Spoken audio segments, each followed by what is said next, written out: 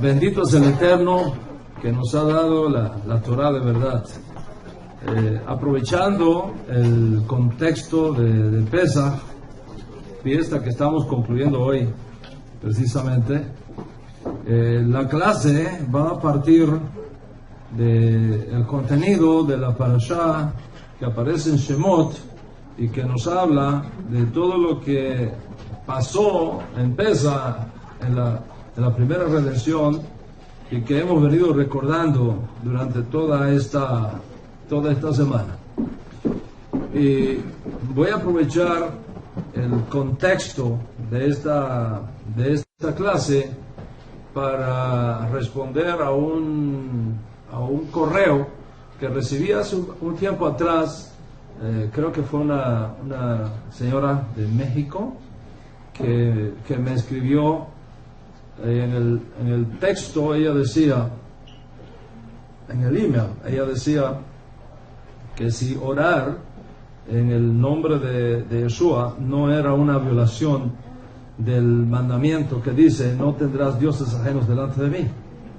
Para aquel entonces yo le contesté ese correo y me animé a escribir un ensayo sobre el tema, y después un amigo lo tradujo también al inglés. Lo tenemos en español, lo tenemos en inglés, pero voy a aprovechar el contexto que se da en la fiesta de Pesach, donde Moisés ejerce un rol mediador impresionante. De hecho, lo conocemos como el primer redentor, para hablar de este tema tan extraordinario y tan importante.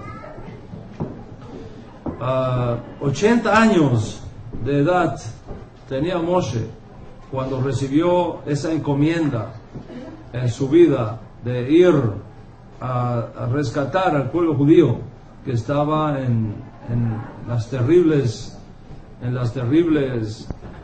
experiencias de esclavitud en Egipto.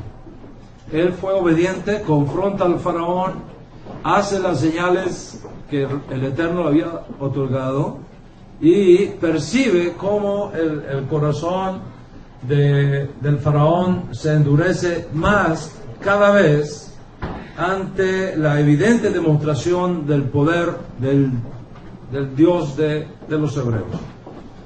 10 terribles plagas caen sobre Egipto, cada una de estas plagas destruyendo divinidades y altares considerados sagrados e intocables por los egipcios, demostrando así la superioridad del Dios de Israel sobre los falsos dioses de Misraim.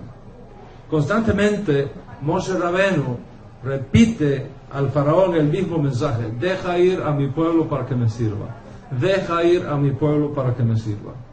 Y ante la gravedad de cada plaga, su corazón se ablandaba, pero luego que la plaga era quitada, se endurecía, pensando que tal vez el asunto era puramente casual, un fenómeno de la naturaleza. Y vienen nuevas plagas hasta que finalmente la muerte misma hará presa del palacio imperial y de cada casa de los Misrim, hasta que finalmente el faraón deja ir al pueblo de Israel y el primer éxodo tiene lugar. En esta parashá que cuenta todas estas cosas extraordinarias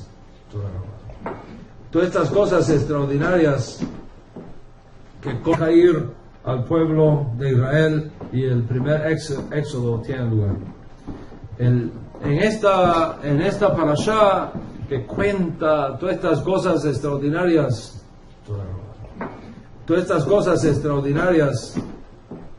que constituyen el entorno de la fiesta de Pesach que santificamos y que concluimos hoy. El Dios de Israel es el Dios que se apareció constantemente. Él está escondido detrás de la creación, pero no está divorciado de su creación.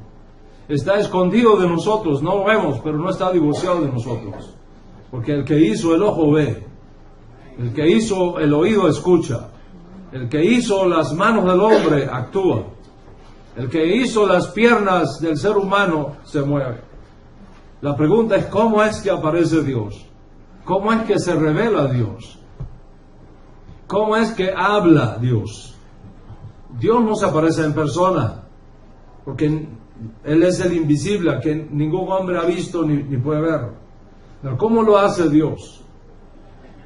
Lo hace a través de mensajeros, por medio de emisarios, por medio de representantes, por medio de sus mediadores. Desde el punto de vista de la fuente máxima de la mística judía, la Kabbalah, las 10 declaraciones que nosotros encontramos en el primer libro de la Biblia, en el libro de Génesis capítulo 1, esas 10 declaraciones constituyen 10 vasijas de revelación, constituyen 10 instrumentos creativos de revelación, las famosas 10 sefirot, que son vistas como canales creativos, como canales de revelación. Para los cabalistas, ascender a Keter desde Malhut, Keter lo que está más arriba, Malhut lo que está más abajo, ascender de Malhut a Keter exige de cada uno de nosotros un aprendizaje, una tremenda maestría para ir escalando los diferentes mundos y subiendo los diferentes peldaños que llevan finalmente a la presencia misma del Altísimo. El tema que hemos de considerar aquí es si tal cosa constituye una violación del mandamiento que dice: no tendrás dioses ajenos delante de mí. Y esto es relevante para nosotros, para todo el pueblo de Israel, para los cabalistas y para cada una de las sectas judías actuales, pero sobre todo es importantísimo para nosotros los nezaritas, porque en nuestras oraciones privadas, no siempre, pero generalmente concluimos nuestros ruegos invocando los méritos de nuestro Maestro Yeshua Mashiach. Incluso en nuestro libro de rezos, en el Sidur Netzarita, que nosotros, una parte de eso confesamos aquí: Anachnu Mapelin Kol Tahanunenu Sehud Yeshua Mashiach.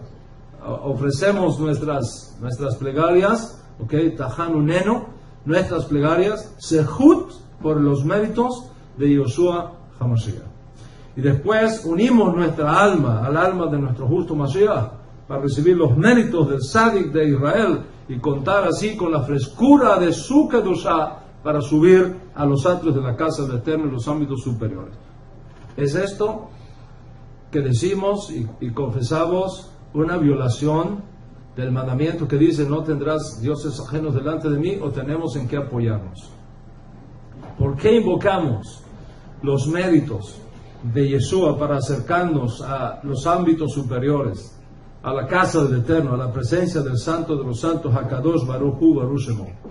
¿Por qué lo hacemos? Para responder a esta pregunta tenemos que mirar el Sidur tradicional de oración elaborado por nuestros hermanos de la casa de Israel que todavía no reconocen a Yeshua como Mashiach. En este Sidur tradicional leemos lo siguiente, y cito: todas nuestras justicias son ante ti como trapos de inmundicia, y no venimos delante de ti confiando en nuestras justicias, sino en tus muchas misericordias. Porque, ¿qué somos nosotros? ¿Qué es nuestra vida? ¿Cuáles son nuestros méritos? ¿Qué valen delante de ti nuestras fuerzas y valentías? ¿Acaso no son nada delante de ti todos los fuertes? Ante ti los hombres de renombre son como si nunca hubieran existido, los sabios como carentes de sabiduría, los entendidos como sin inteligencia, pues todas nuestras acciones son sin valor y los días de nuestra vida vanidad delante de ti. Esa es una declaración tremenda que muestra la gloria, la santidad del Dios de Israel frente a la inmundicia de labios del ser humano. ¿Cómo resolvieron los sabios esta situación de nuestras justicias como trapo de inmundicia, frente a la santidad de Hakadosh Baruch Hu Baruch Shemo. ¿Cómo la resolvieron? Ellos introdujeron, los sabios talmúdicos, introdujeron el Sehut Avot, el mérito de los padres. Y por eso, en el Sidur, después de hacer esa tremenda declaración, Ma'anachnu, que somos nosotros, responde diciendo: Yehi razón, sea tu voluntad, Señor nuestro, eterno, y Señor de nuestros padres, que te llenes de misericordia sobre nosotros, y de esta forma, con la abundancia de nuestra misericordia, recuerdes para nosotros, preste mucha atención, recuerdes para nosotros el sacrificio de Isaac nuestro padre. Recuerda el sacrificio de Isaac nuestro padre, hijo de Abraham, nuestro patriarca, paso sobre ellos, como si su ceniza estuviera reunida y colocada en el altar. Y observa en su ceniza para que te apiadas de nosotros y canceles sobre nosotros todos los decretos duros y negativos, y así ameritemos para regresar en Teshuvah, en arrepentimiento íntegro, delante de ti, y salvarnos del instinto del mal, salvarnos de todo pecado y de toda iniquidad, y que alargues nuestros días con bien y nuestros años con dulzura. Todo el Sidur tradicional, todo el Sidur tradicional, ustedes lo pueden consultar, sea Ashkenazi, sea sefardita, que sea oriental, sea occidental, todo el Sidur tradicional de nuestro pueblo está envuelto en los méritos de Isaac. ¿Por qué? Porque una tradición judía muy antigua afirma que Isaac fue sacrificado realmente.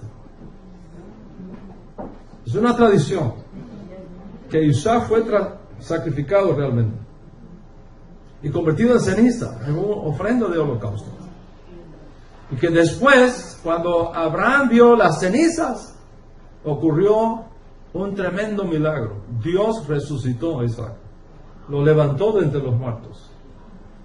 Y por ese mérito de Isaac se invoca que el Eterno tenga piedad de nosotros y nos perdone nuestros pecados.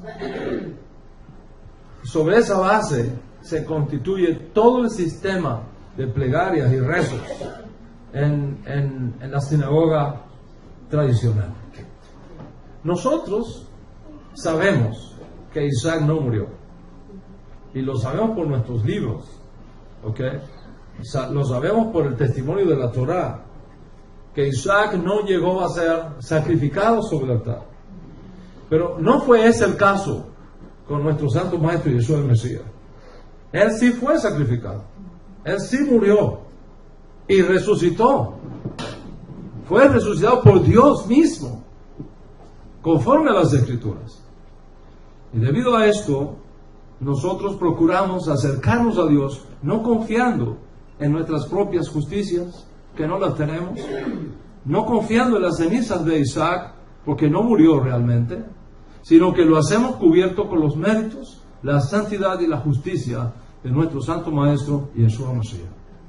La pregunta es si esto que hacemos no será acaso una violación del mandamiento que dice: no tendrás dioses ajenos delante de mí. ¿Será que nuestros hermanos judíos que rezan protegidos por las cenizas de Isaac, a la cual se invoca como mérito para su aceptación en los lugares celestiales y destrucción de todo mal decreto levantado contra nuestro pueblo, una violación también del mandamiento que dice: no tendrás dioses ajenos delante de mí? Si nuestros hermanos de la casa de Israel no violan el mandamiento de no tener dioses ajenos delante de mí cuando invocan las cenizas de Isaac, ¿por qué lo estaríamos violando nosotros al invocar los méritos de Yeshua Mashiach? Desde hace algún tiempo viene comentándose en el internet que algunos afirman que orar a Dios en el nombre de Yeshua, como hacemos nosotros, es una violación de ese mandamiento, no tener dioses ajenos delante de mí. Y En realidad tenemos que aprender a dar una respuesta a esto, para que cuando este tipo de información llegue a sus oídos, usted sepa cómo responder a eso. Y usted no se quede en dudas, en inquietudes innecesarias, sino que tenga sobre qué apoyarse a la hora de orar invocando los méritos de nuestro Santo Maestro Yeshua Mashiach. La idea general es que no hace falta la ayuda de los méritos de nadie, ni de Isaac, ni de Yeshua, ni de ningún patriarca, para acercarnos a Dios, porque la Escritura dice que Dios está cercano a todos los que le buscan, a todos los que le buscan, a todos los que le buscan de veras. Me encontrarás y me descubrirás porque me buscarás de todo corazón. Hay una serie de textos en la Escritura que afirman claramente que nosotros no necesitamos mediadores para acercarnos a Dios. ¿Okay? Me buscaréis y me hallaréis, porque me buscaréis de todo vuestro corazón. He aquí, dice el profeta Isaías, yo me hago cercano a los que me invocan de veras. Hay otro texto muy poderoso que dice, yo me revelo a los que tiemblan a mi palabra. Así está escrito en el libro de Isaías. Algunos creyentes, cuando escuchan este tipo de argumento, especialmente los creyentes que están ávidos de conocer sus raíces hebreas, al exponerse a este tipo de argumentos y corren el peligro de caer en la trampa tendida contra sus almas, y de a poquito se van desligando de Yeshua. Eso no es rápido, de a poquito. Cada vez Yeshua vale menos y menos y menos y menos, hasta que finalmente se desligan completamente de Yeshua para destrucción de sus almas en esta edad presente y en el mundo por venir. Es un grave daño desligarse de Yeshua. No solamente desligarse de Yeshua, es un grave daño desligarse de los profetas que Dios ha levantado en cada generación. Si usted mira la historia de nuestro pueblo, todos los judíos que se desligaron de Moshe Rabenu en los 40 años del desierto, ninguno entró en la tierra prometida. No hubo uno solo, todos cayeron en el desierto. Y debido al grave daño que tal argumento podría ocasionar a muchos, es necesario conocerlo y responderlo desde una posición judía y desde una posición bíblica, por supuesto. Y esto es precisamente el objetivo de esta clase en la conclusión de Pesach. La primera pregunta que tenemos que hacernos para responder a este argumento es: ¿qué significa intermediario? Esa es la primera pregunta. Cuando la Torah dice, no tendrás dioses ajenos delante de mí, ¿qué significa eso? ¿Qué significa intermediario? ¿Qué significa un mediador? Hay una tradición que llamamos la tradición juanina, no porque Juan mismo la escribiera, sino porque es una tradición que viene de Yohanan, que afirma que Yeshua dijo estas palabras: nadie puede venir al Padre sino por mí. ¿Qué quiere decir eso? ¿Qué quiere decir eso? Rabino Shaul escribió: hay un solo Dios, y un solo mediador entre Dios y los hombres, Yeshua HaMashiach, hombre. ¿Qué quiere decir eso? ¿Qué quiere decir que Yeshua sea el único mediador entre Dios y los hombres? Para responder a esa pregunta, tenemos que primero ver cuál es el significado bíblico de mediador, de intermediario. Desde el punto de vista de las escrituras hebreas, un intermediario o un mediador es un agente divinamente establecido para representar a Dios entre su pueblo.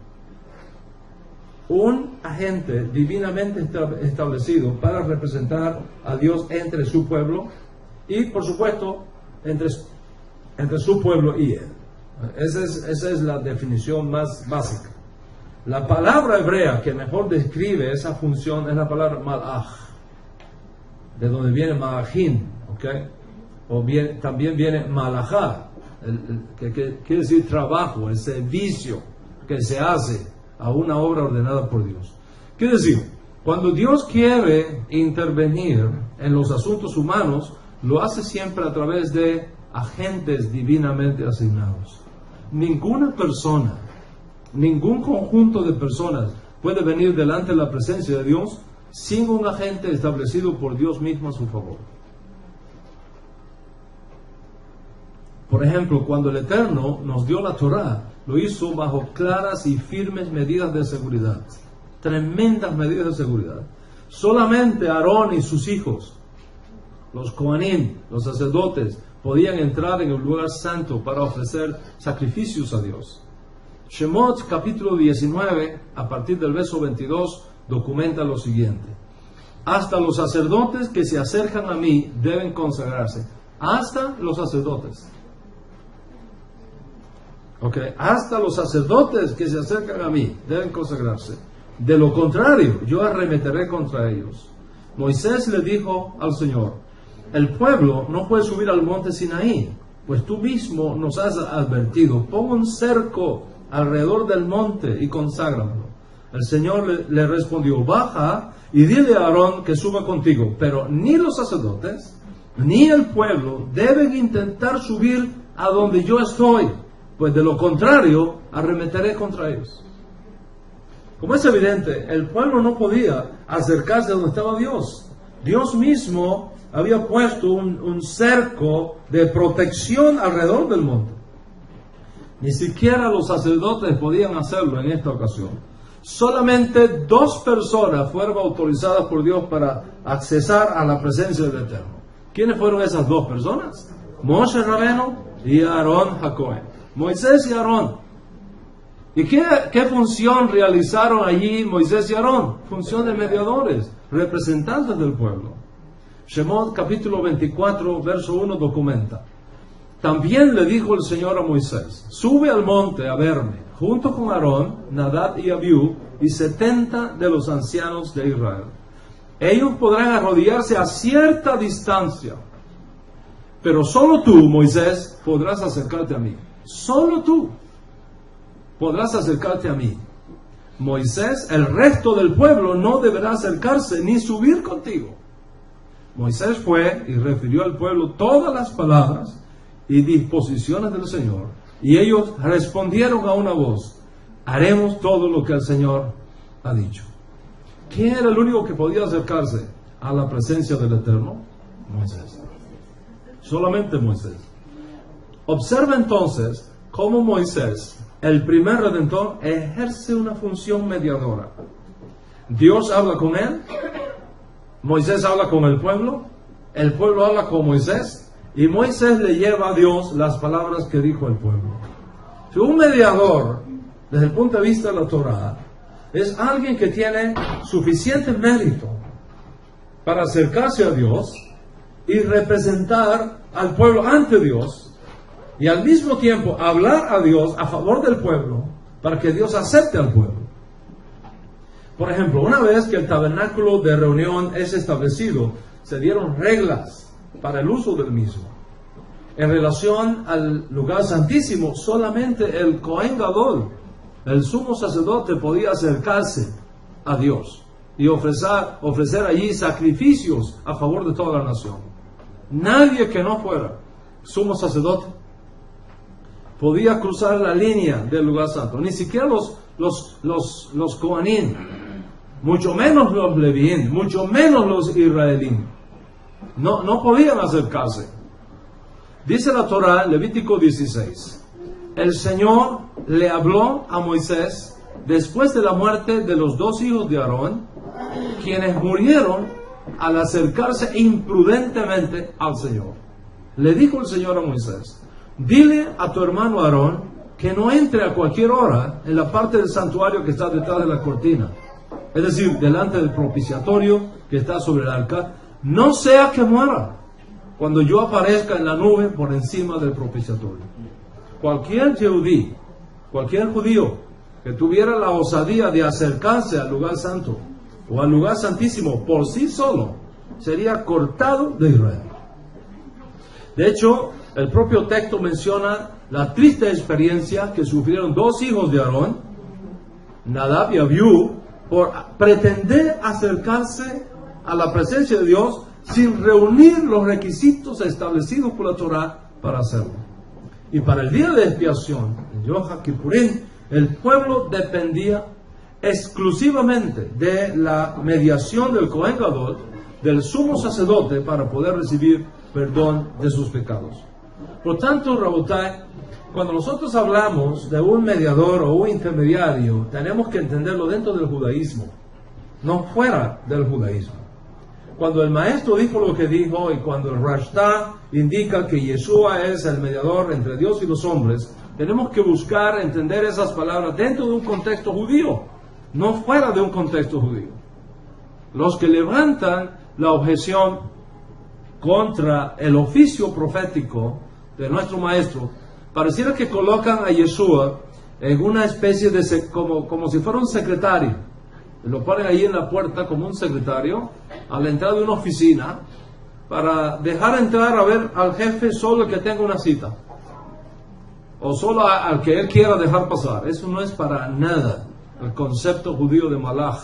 Eso no es para nada el concepto judío de agente divinamente ordenado para representar a Dios entre nosotros o a nosotros ante Dios. Ningún judío, ninguna persona en el mundo entero tiene prohibido clamar a Dios desde lo más profundo de su corazón. Y seguramente Dios no va a esconder su rostro de nadie que le busque con un corazón contrito y humillado. Ya he dicho que está escrito en la Torá, como dice, como afirma el profeta: me buscaréis y me hallaréis, porque me buscaréis de todo vuestro corazón.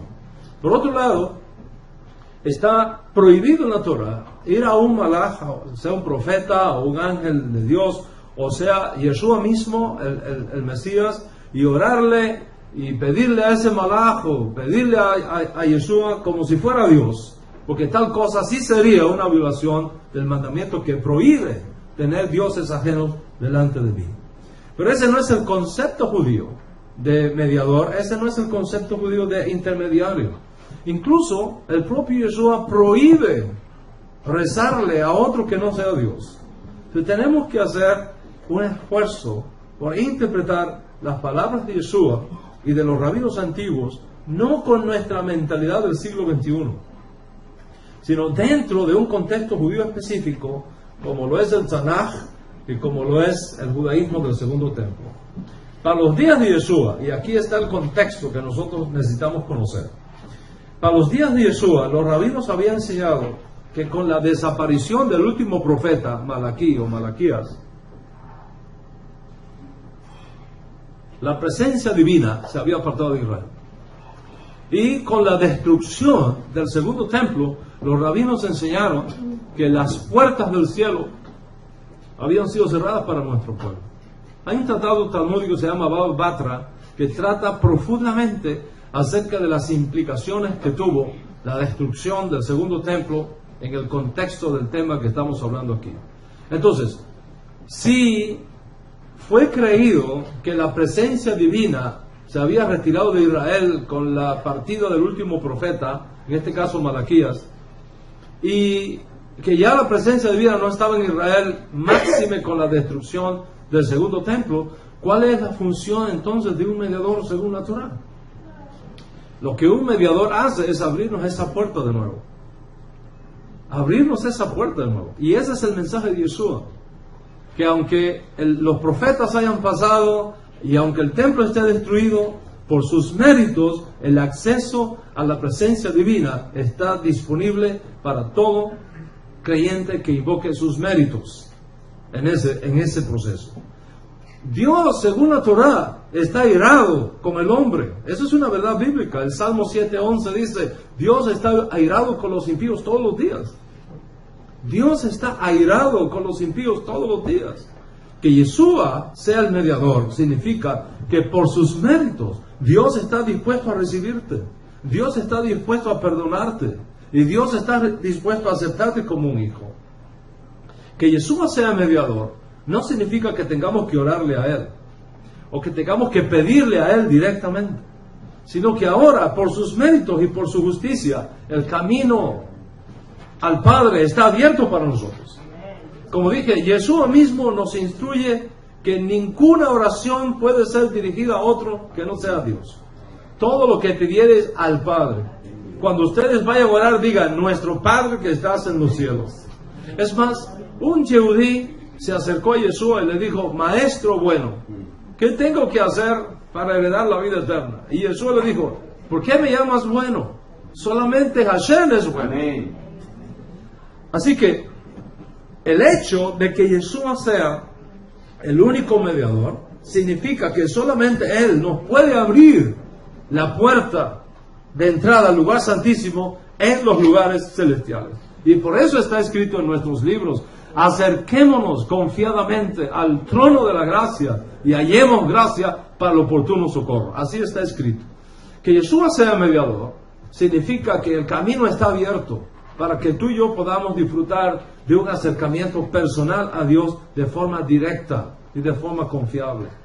En nuestros libros está documentado lo siguiente, y cito: así que, hermanos, teniendo plena confianza para la entrada en el lugar santísimo por el alma de Yeshua, cuya vida nos abrió un camino nuevo y vivo a través de la cortina sagrada, esto es su cuerpo, y teniendo un Cohen Gadol sobre la casa de Dios, acerquémonos con corazón sincero, en plena certidumbre de fe obediente, purificados los corazones de mala conciencia y lavados los cuerpos con agua pura.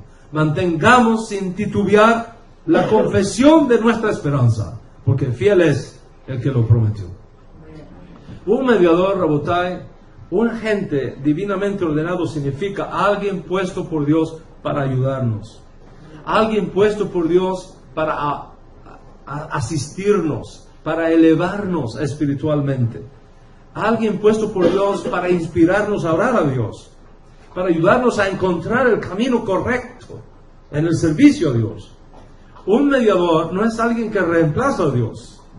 Un mediador no es alguien que elimina a Dios del escenario, como sucede en el paganismo. Todo judío temeroso de Dios sabe el cuidado que tenemos que tener al manejar estos asuntos. La Escritura, por ejemplo, nos habla de un rey que tuvo la temeridad, un rey que no era Cohen, que tuvo la temeridad de pensar que podía entrar al templo y ministrar delante de Dios sin la asistencia de los intermediarios, los Kohanim que Dios había establecido para él. El resultado fue terrible. Voy a leer para ustedes qué pasó. Segunda de Crónicas, capítulo 26, versos 16 al 18. Dice: sin embargo, cuando aumentó su poder, Usías se volvió arrogante, lo cual lo llevó a la desgracia. Se rebeló contra el Señor, Dios de sus antepasados, y se atrevió a entrar en el templo del Señor para quemar incienso en el altar. Detrás de él entró el sumo sacerdote Azarías, junto con 80 sacerdotes del Señor, todos ellos hombres valientes, quienes se le enfrentaron y le dijeron: no corresponde a su majestad quemar el incienso al Señor. Esta función de los sacerdotes exclusiva descendientes de Aarón, porque ellos son los que están consagrados para quemar el incienso. Salga usted ahora mismo del santuario, pues ha pecado, y así Dios el Señor no va a honrarlo. Esto enfureció a Usías, quien tenía en la mano el incensario listo para ofrecer el incienso. Pero en ese mismo instante, allí en el templo del Señor, junto al altar del incienso y delante de los sacerdotes, la frente se le cubrió de lepra. Al ver que Usías estaba leproso, el sumo sacerdote Azarías y los demás sacerdotes lo expulsaron de allí a toda prisa. Es más, él mismo se apresuró a salir, pues el Señor lo había castigado. El rey Usías se quedó leproso hasta el día de su muerte. Tuvo que vivir aislado en su casa y aislado del gobierno del país. Esto es muy serio, Rabotai. Muy serio. ¿Qué fue lo que le ocurrió a Usías? Pretendió tener acceso a la presencia del Eterno sin la asistencia de los agentes divinamente establecidos para tal función. En este caso, los sacerdotes y los levitas asignados por Dios. Ni siquiera los reyes de Israel, Rabotai, con toda su investidura, podían tener acceso al lugar santo a menos que estuvieran asistidos por un intermediario establecido por Dios, en este caso los Kohanim. Para ofrecer sacrificios, el rey precisaba la ayuda de los mediadores que Dios había establecido, los levitas, los coanín, el sumo sacerdote. Ni siquiera las ofrendas del templo en Jerusalén podían ser aceptadas, excepto que los mediadores puestos por Dios las recibieran primero. Yeshua, como mediador de los bienes venideros, realiza una función semejante a la de Aarón en los bienes presentes, si el templo estuviera en pie. Cuando nosotros traemos una ofrenda a Dios, debemos traerla confiando en los méritos del sumo sacerdote de los bienes venideros. Y ese sumo sacerdote de los bienes venideros es nuestro justo Mesías. Por tanto, cuando invocamos el nombre de Yeshua, no estamos reemplazando a Dios, estamos acudiendo a Él en su rol como su sumo sacerdote, para que sus méritos hagan aceptable delante del Eterno nuestro reino. No le estamos pidiendo a Yeshua, no le estamos orando a Yeshua, no le estamos rogando a Yeshua, estamos orando al Padre cubiertos por los méritos de nuestro Santo Maestro Yeshua Mashiach. No solamente el Eterno dio esta función a los sacerdotes, también a los profetas. Cuando Dios comenzó a hablarle al pueblo de Israel en Sinaí, la experiencia fue tan aterradora que el pueblo pidió a Moisés que no hable Dios con nosotros, que Dios hable contigo y tú habla con nosotros. Vamos a leer lo que está escrito en Shemot capítulo 20 a partir del verso 18. Dice allí: ante este espectáculo de truenos y relámpagos, de sonidos de trompeta y de la montaña envuelta en humo, los israelitas temblaban de miedo y se mantenían a distancia. Así que le suplicaron a Moisés: háblanos tú y te escucharemos, porque si Dios nos habla, moriremos. No tengas miedo, dijo Moisés. Dios ha venido a ponerlos a prueba, para que sientan temor de Él y no pequen. Entonces Moisés se acercó a la densa oscuridad en la que estaba Dios, y los israelitas se mantuvieron a distancia. Es evidente que los hijos de Israel vieron a Moisés como su representante ante Dios. El pueblo oía que Dios hablaba con Moisés. Moisés hablaba con ellos y ellos le hablaban a Moisés, y Moisés le llevaba a Dios lo que el pueblo le había dicho. En Devarim, capítulo 18, Deuteronomio 18, a partir del verso 14, está documentado lo siguiente: las naciones cuyo territorio vas a poseer consultan a hechiceros y a adivinos, pero a ti el Señor tu Dios no te ha permitido hacer nada de eso. El Señor tu Dios levantará de entre tus hermanos un profeta como yo. A él escucharás. Esto fue lo que le pediste al Señor tu Dios en Horeb, el día de la asamblea, cuando dijiste: no quiero seguir escuchando la voz del Señor mi Dios, ni volver a contemplar este enorme fuego, no sea que muera. Y me dijo el Señor: está bien lo que ellos dicen, por eso levantaré entre sus hermanos un profeta como tú. Pondré mis palabras en su boca, y él les dirá todo lo que yo le mande. Si alguien no presta oído a las palabras que el profeta proclame en mi nombre, yo mismo le pediré cuentas. Pero el profeta que se atreva a hablar en mi nombre y diga algo que yo no lo haya mandado a decir, morirá. La misma suerte correrá el profeta que hable en nombre de otros dioses. Eso es tomar el nombre de Dios en vano. Eso es tener dioses ajenos delante de mí. Tener dioses ajenos delante de mí significa ir a consultar a un brujo y no a Dios. Tener un Dios ajeno delante de mí significa ir a consultar con un hechicero y no con Dios. Tener dioses ajenos delante de mí significa ir a consultar con las líneas psíquicas y no con Dios. Sin embargo, en esta escritura, cuando es evidente que consultar con un hechicero es la violación del mandamiento que dice: no tendrás dioses ajenos delante de mí, al mismo tiempo esta escritura dice: ustedes no van a tener necesidad de buscarse un hechicero o de buscarse un agorero, porque ellos trabajan con las fuerzas del mal del otro lado. Yo les voy a levantar un profeta, y ese profeta es el que les va a hablar a ustedes, y ustedes van a prestar atención al profeta que yo levante en medio de ustedes. Por lo tanto, escuchar las palabras de un profeta enviado por Hashem no es tener dioses ajenos delante de mí. Escuchar a un profeta para orientarnos en el camino, para enseñarnos acerca de Dios, de los caminos de Dios, servirle a Dios, orarle y alabarle a Dios de forma apropiada, no solamente no es violar el mandamiento, sino que forma parte de la correcta metodología judía para servir a Dios de forma apropiada. Dios mismo fue quien estableció los profetas para instruirnos en el camino del servicio al Eterno. Así pues, Rabotai, cuando Yeshua es declarado mediador entre Dios y los hombres, está tomando esa figura judía de la función sacerdotal que nos ayuda y nos instruye en cómo podemos servir y cómo podemos adorar a Dios de forma correcta. Y Yeshua fue muy cuidadoso con esto. Él no dejó duda alguna, él no dio la más mínima ocasión para que alguien fuera a equivocarse con él. Las palabras que yo les hablo no son mías, son del que me envió. Ese fue su mensaje. Yo no digo nada que no haya oído primero de mi Padre. Dijo, la doctrina que yo expongo no es mía, es del Padre que me la dio. Y digo más todavía, dijo, el que me recibe a mí, no me recibe a mí, recibe al Padre que me envió. Y el que cree en mí, no cree en mí, recibe al Padre que me envió.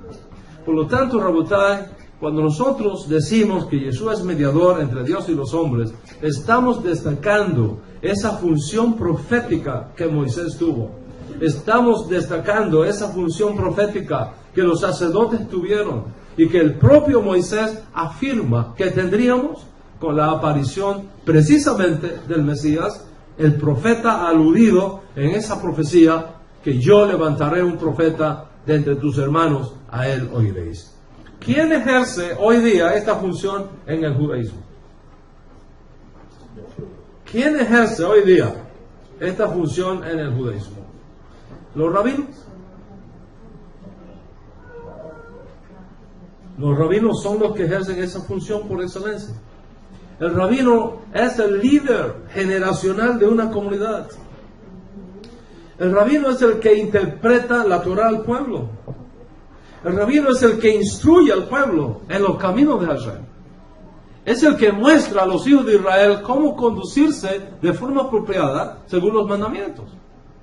El rabino es el que tiene la responsabilidad de orientar al pueblo cómo servir a Dios y cómo aplicar la Torah a las nuevas condiciones de vida que se van dando en el pueblo. El rabino es el juez de la comunidad. El rabino es el que interpreta el significado de la Torah a sus miembros. El rabino es el que establece la halajá o las leyes e instrucciones que deben seguir sus estudiantes para que les vaya bien aquí en esta tierra y para que cosechen grandes galardones en el mundo por venir. Dice la Torah en Devarim capítulo 17, y cito: irás al juez que yo ponga sobre ti y le preguntarás, y harás conforme él te instruya. No te separes de su enseñanza, ni a la izquierda ni a la derecha. Procederás según las instrucciones que te den y el veredicto que pronuncien, y seguirás al pie de la letra todas sus decisiones. El soberbio que muestre desacato al juez en funciones será condenado a muerte.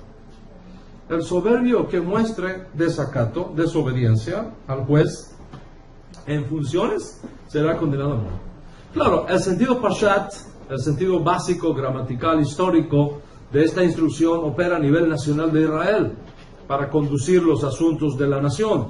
Pero a nivel de comunidad, el rabino es el juez de la comunidad. Y el espíritu de la ley aplica en una microescala de la comunidad local a lo que el mandamiento aplica a una macroescala a nivel de la nación de Israel. Sí, el rabino es el responsable de guiar, el rabino es el responsable de educar, el rabino es el responsable de aconsejar, de instruir, de encaminar en los buenos caminos de la Torah a todos los que son recibidos en la comunidad. Y según la Torah, ellos son los responsables de velar por el bien material y por el bien espiritual de cada miembro y de cada familia de la comunidad. En el judaísmo, Rabotai, especialmente en el judaísmo hasídico, el rabino es visto como el representante de Dios en la comunidad. Cuando un rabino dicta una halajá, ¿quién es alguien para revocar su dictamen? No importan lo que digan los libros de la halajá, no importan las recomendaciones que hagan los rabinos en internet, no importa que una persona le escriba a un rabino y le pregunte sobre una situación. El rabino que responda, si es un rabino consciente de lo que la halajá dice, se cuidará siempre para decir esta parte que no puede faltar. Es como un eslogan que tiene el judaísmo. Consulta, aunque esto está escrito así, consulta con tu rabino para los detalles de cómo aplica la halajá en tu caso. Consulta con tu rabino. ¿Por qué? Porque en el judaísmo el rabino es el decodificador de la Torá. El rabino funciona como un mediador entre Dios y los miembros de su comunidad, en tanto que instruye a los miembros de la comunidad los caminos a Dios. Recuerda esto, el judaísmo ve la figura de un mediador no como alguien que reemplaza a Dios, sino como uno que Dios pone en tu camino para enseñarte cómo andar agradando a Dios. Amén. En el judaísmo, el mediador no es uno que te aleja de Dios, es uno que te enseña cómo elevarte espiritualmente, para que tú tengas acceso directo a Dios. En el judaísmo, un mediador no es uno que te separa de Dios, es uno que te enseña los caminos de Dios, te enseña Torah, para que tú mismo eventualmente no necesites más de maestros, sino que conozcas a la perfección los caminos de Dios y sepas cómo vivir en una íntima relación con Hashem todos los días de tu vida. Las Escrituras nos enseñan estas verdades en muchos lugares y en diferentes formas. Les voy a dar algunos ejemplos. Sucedió una vez que Miriam, la hermana de Moshe Rabbeinu, levantó la shon hará contra su hermano, dijo algo contra su hermano que no tenía que haber dicho, y arrastró consigo a Aarón, porque Moisés había elegido una mujer cusita como esposa, y ellos no estuvieron de acuerdo con Moisés, y Miriam, y como ella era profetisa, le dijo a su hermano Aarón, ¿solamente por medio de Moisés ha hablado Dios? ¿Solamente por medio de él ha hablado Dios? En otras palabras, tú y yo también somos profetas. ¿Por qué Moisés va a hacer estas cosas que está haciendo si Dios también ha hablado por nosotros? Pues mire, ¿sabes qué? Que se quede con su nueva mujer y nosotros nos vamos a encargar de dirigir el pueblo de ahora en adelante. Moisés queda destituido y Dios escuchó y mandó a buscarlo a ambos a su presencia. Y cuando vinieron, mire el diálogo que se dio. Números capítulo 12 a partir del verso 5. Entonces el Señor descendió en una columna de nube y se detuvo a la entrada de la tienda del tabernáculo. Llamó a Aarón y a Miriam. Aarón, Miriam, a los dos. Y cuando ambos se acercaron, el Señor les dijo, escuchen lo que les voy a decir. Cuando un profeta del Señor se levanta entre ustedes, yo le hablo en visiones, me revelo a él en sueños. Pero no pasa así con mi siervo Moisés. Porque en toda mi casa, él es mi hombre de confianza. Con él hablo boca a boca. En otras versiones dice cara a cara, panim le panim, dice el texto hebreo, rostro a rostro, claramente. Con él hablo cara a cara, claramente y sin enigmas. ¿Qué significa que Dios hablaba con Moisés cara a cara? Boca a boca significa sin intermediarios. ¿Por qué? Porque Moisés se había elevado tanto espiritualmente. Moisés tenía un alma tan desarrollada. Moisés se había anulado tanto a sí mismo para hacer la voluntad de Hashem que se volvió uno con Hashem. Se volvió el hombre de confianza de Dios. Y lo mismo puede ocurrir contigo. Si tú te anulas a ti mismo, haciendo siempre la voluntad de Hashem, y te conviertes en una persona de la confianza de Hashem, tú también puedes tener una relación cara a cara con Hashem. Y si ese es tu caso, entonces ya no necesitas más de maestros. ni de profetas, ni de mediadores. Tú mismo te has vuelto un hombre de confianza de Dios, una mujer de confianza de Dios. La pregunta es, ¿has logrado tú eso? ¿Cuántos de nosotros hemos logrado eso? Pero si tú no lo has logrado, necesitas un mediador. Alguien que te siga enseñando Torah, instruyendo en cómo llegar finalmente a esa meta extraordinaria. En otras palabras, desde el punto de vista del judaísmo, necesitas un tzadik que te oriente en el camino. Y en ese sentido es que necesitamos a Mashiach. Y no solamente a Mashiach, necesitamos